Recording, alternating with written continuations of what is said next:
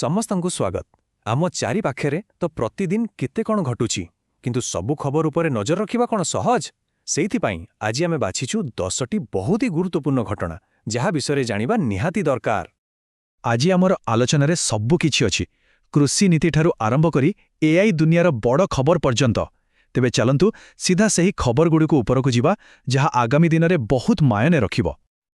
ଆମେ ଏହି ଆଲୋଚନାକୁ କେତୋଟି ଭାଗରେ ବାଣ୍ଟିଛୁ। ପ୍ରଥମେ ଦେଖିବା ଦେଶର ଅର୍ଥନୈତିକ ସ୍ଥିତି, ତାପରେ ଆସିବ ଭିତ୍ତିଭୂମି ଓ ଟେକ୍ନୋଲୋଜି, ଆଉ ତା ସହିତ କୂଟନୀତି, ସାଂସ୍କୃତିକ ଖବର ଏବଂ ଶେଷରେ କିଛି ପ୍ରେରଣାଦାୟୀ ବ୍ୟକ୍ତିତ୍ୱଙ୍କ କାହାଣୀ। ତେବେ ଆରମ୍ଭ କରିବା ଆମର ପ୍ରଥମ ଭାଗରୁ, ଅର୍ଥନୈତିକ ସ୍ଥିତି।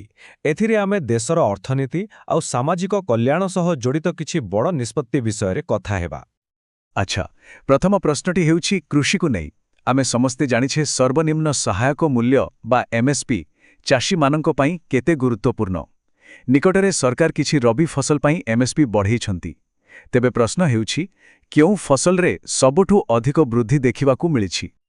ହଁ, ତ ଉତ୍ତର ହେଉଛି କୁସୁମ। ଦେଖନ୍ତୁ, କୁସୁମ ଫସଲ ପାଇଁ ଏମ୍ଏସ୍ପି କ୍ୱିଣ୍ଟାଲ ପିଛା ସିଧା 600 ଟଙ୍କା ବଢ଼ିଛି। ଏହା ପଛର କାରଣ କ'ଣ ହୋଇପାରେ? ବୋଧହୁଏ ସରକାର ତୈଳବୀଜ ଚାଷକୁ ଅଧିକ ପ୍ରୋତ୍ସାହନ ଦେବାକୁ ଚାହୁଁଛନ୍ତି, ଯାହାଫଳରେ ଖାଇବା ତେଲ ପାଇଁ ଆମକୁ ବାହାର ଦେଶ ଉପରେ କମ୍ ନିର୍ଭର କରିବାକୁ ପଡ଼ିବ। ଆଚ୍ଛା, ଏମ୍ଏସ୍ପି ବିଷୟରେ ଟିକେ ବୁଝିନେବା। ଏହା ହେଉଛି ଏକ ପ୍ରକାର ସରକାରୀ ଗ୍ୟାରେଣ୍ଟି।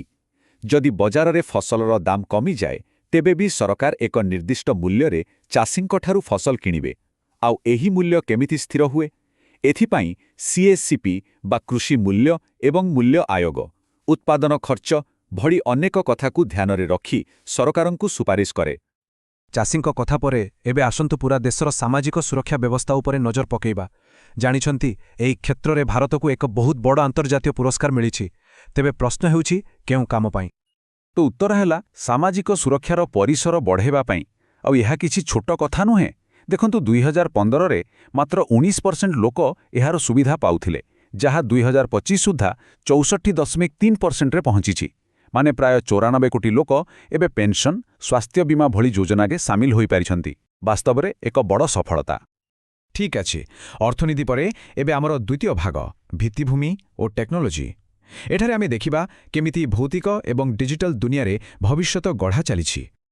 ଆମେ ସମସ୍ତେ ରାଜପଥରେ ଯିବା ଆସିବା କରୁ। ଏହି ଯାତ୍ରାକୁ ଆହୁରି ସହଜ କରିବା ପାଇଁ NHAI ଗୋଟେ ନୂଆ ଜିନିଷ ଆରମ୍ଭ କରିଛି, QR କୋଡ୍ ସାଇନ୍ ବୋର୍ଡ। କିନ୍ତୁ ଏହାର ପ୍ରକୃତ କାମ କ'ଣ? ଏଟା କାହିଁକି ଲଗାଯାଉଛି? ତେବେ ଏହାର ମୁଖ୍ୟ କାମ ହେଲା ସୂଚନା ଦେବା।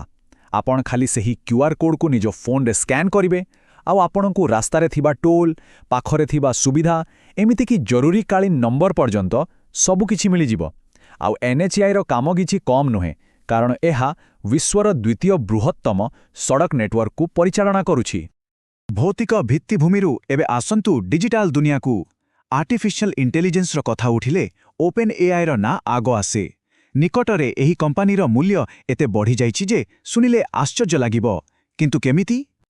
ଘଟଣାଟି ହେଲା, ସଫ୍ଟବ୍ୟାଙ୍କ ନାମକ ଏକ ବଡ଼ କମ୍ପାନୀ OpenAIରେ $6.6 ବିଲିୟନ ଏକ ବିରାଟ ନିବେଶ କରିଛି। ଆଉ ଏ ଗୋଟିଏ ଡିଲ୍ ପରେ OpenAIର ମୋଟ ମୂଲ୍ୟ ପହଞ୍ଚିଯାଇଛି $50 ବିଲିୟନ। ଭାବିପାରୁଛନ୍ତି, ChatGPT ଏଣ୍ଟରପ୍ରାଇଜ୍ ଭଳି ପ୍ରଡକ୍ଟ ଯାହାକୁ ବଡ଼ ବଡ଼ କମ୍ପାନୀମାନେ ବ୍ୟବହାର କରୁଛନ୍ତି, ତାହା ହିଁ ଏହି ସଫଳତା ପଛର ମୁଖ୍ୟ କାରଣ ବୋଲି କୁହାଯାଉଛି। ଆଚ୍ଛା, ଏବେ ଆସିବା ଆମର ତୃତୀୟ ଭାଗକୁ। ଏଠାରେ ଆମେ ଦେଖିବା କୂଟନୀତି ଏବଂ ବିଶ୍ୱସ୍ତରୀୟ ସମ୍ପର୍କ, ମାନେ ଭାରତ କେମିତି ଦୁନିଆର ଅନ୍ୟ ଦେଶମାନଙ୍କ ସହ ନିଜ ସମ୍ପର୍କକୁ ମଜବୁତ କରୁଛି। ଭାରତ ଓ ଚୀନ ମଧ୍ୟରେ ସମ୍ପର୍କରେ କିଛି ଦିନ ହେବ ଟିକେ ଉତ୍ତେଜନା ଲାଗି ରହିଥିଲା, କିନ୍ତୁ ଏବେ ସମ୍ପର୍କକୁ ସୁଧାରିବା ପାଇଁ ଏକ ବଡ଼ ପଦକ୍ଷେପ ନିଆଯାଇଛି। ଖବର ଅନୁସାରେ ଦୁଇ ଦେଶ ଭିତରେ ସିଧାସଳଖ ଫ୍ଲାଇଟ୍ ସେବା ପୁଣି ଥରେ ଆରମ୍ଭ ହେବାକୁ ଯାଉଛି। ତେବେ ପ୍ରଶ୍ନ ହେଉଛି, କେବେଠାରୁ? ଉତ୍ତର ହେଉଛି ଅକ୍ଟୋବର 2025ର ଶେଷ ଭାଗରୁ ଦୁଇ ଦେଶ ଭିତରେ ଏକ ନୂଆ ବାୟୁସେବା ଚୁକ୍ତି ହୋଇଛି, ଯାହାର ମୂଳ ଲକ୍ଷ୍ୟ ହେଉଛି ଲୋକଙ୍କ ମଧ୍ୟରେ ଯୋଗାଯୋଗ ବଢ଼ାଇବା। ଏହାଦ୍ୱାରା ବ୍ୟବସାୟ, ପର୍ଯ୍ୟଟନ ଆଉ ସାଂସ୍କୃତିକ ଆଦାନ ପ୍ରଦାନ ଆହୁରି ସହଜ ହେବ। କୂଟନୀତି ପରେ ଏବେ ଏକ ସାଂସ୍କୃତିକ ଖବର। ଭାରତର ଜଣେ ଜଣାଶୁଣା କଳାକାରଙ୍କୁ ବିଦେଶରେ ଏମିତି ଏକ ସମ୍ମାନ ମିଳିଛି, ଯାହା ବୋଧହୁଏ ଆଗରୁ କେବେ ହୋଇନଥିବ। ପ୍ରଶ୍ନ ହେଉଛି, କେଉଁ ଦେଶ ଜଣେ ଆସାମୀ ଗାୟକଙ୍କ ନାଁରେ ଗୋଟିଏ ଦ୍ୱୀପର ନାମକରଣ କରିଛି? ହଁ, ଏହା କରିଛି ସିଙ୍ଗାପୁର।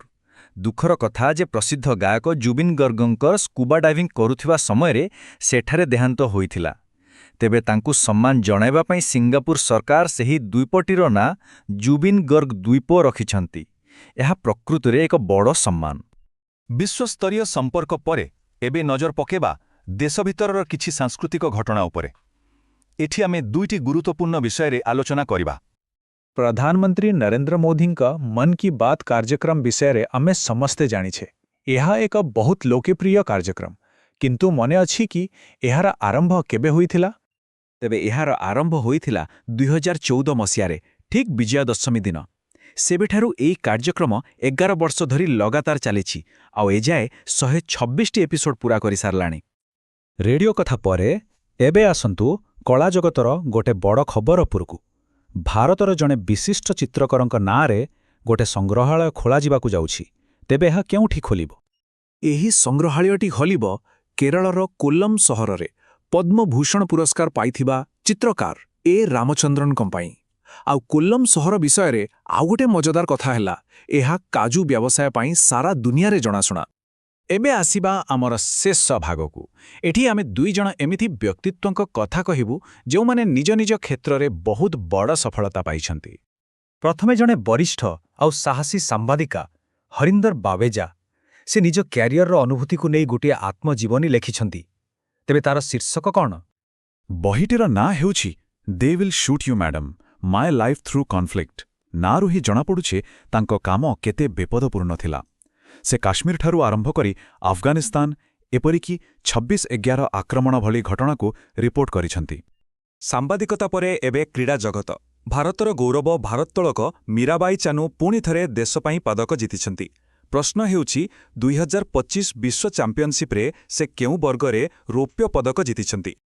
ସେ 48 କିଲୋଗ୍ରାମ ବର୍ଗରେ ଏହି ସଫଳତା ପାଇଛନ୍ତି। ଆଉ ଏହି ଚାମ୍ପିୟନସିପ୍ ନରୱେରେ ଅନୁଷ୍ଠିତ ହୋଇଥିଲା। କେବଳ ପଦକ ନୁହେଁ, ସେ କ୍ଲିନ୍ ଆଣ୍ଡ ଜର୍କରେ 115 କିଲୋ ଏବଂ ମୋଟ 169 କିଲୋ ଉଠାଇ 2ଟି ନୂଆ ଜାତୀୟ ରେକର୍ଡ ମଧ୍ୟ କରିଛନ୍ତି। ଏହା ପ୍ରକୃତରେ ଏକ ଚମତ୍କାର ପ୍ରଦର୍ଶନ। ତେବେ ଏହି 10ଟି ଖବରରୁ ଆମେ କ'ଣ ଶିଖିଲେ? ମୁଖ୍ୟ କଥା ହେଲା ଅର୍ଥନୀତିରେ କୃଷି ଓ ସାମାଜିକ ସୁରକ୍ଷା ଉପରେ ଧ୍ୟାନ ଦିଆଯାଉଛି। ଭୌତିକ ଓ ଡିଜିଟାଲ ଭିତ୍ତିଭୂମି ଦ୍ରୁତ ଗତିରେ ଆଗଉଛି। କୂଟନୀତିକ ଏବଂ ସାଂସ୍କୃତିକ ସ୍ତରରେ ମଧ୍ୟ ସମ୍ପର୍କ ବଢ଼ୁଛି।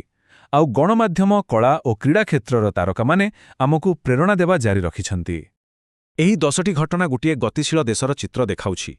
କିନ୍ତୁ ଏବେ ପ୍ରଶ୍ନ ଉଠୁଛି, ଏସବୁ ଖବର ଭିତରୁ କେଉଁ ଖବରଟି ଆଗାମୀ ଭବିଷ୍ୟତ ପାଇଁ ସବୁଠୁ ଗୁରୁତ୍ୱପୂର୍ଣ୍ଣ ସାବ୍ୟସ୍ତ ହେବ? ଏହି ପ୍ରଶ୍ନଟି ଉପରେ ଚିନ୍ତା କରିବା ପାଇଁ ଛାଡ଼ିଦେଇ ଆଜିର ଏହି ଆଲୋଚନାକୁ ଏଇଠି ଶେଷ କରୁଛୁ। ପୁଣି ଦେଖାହେବ। ଧନ୍ୟବାଦ।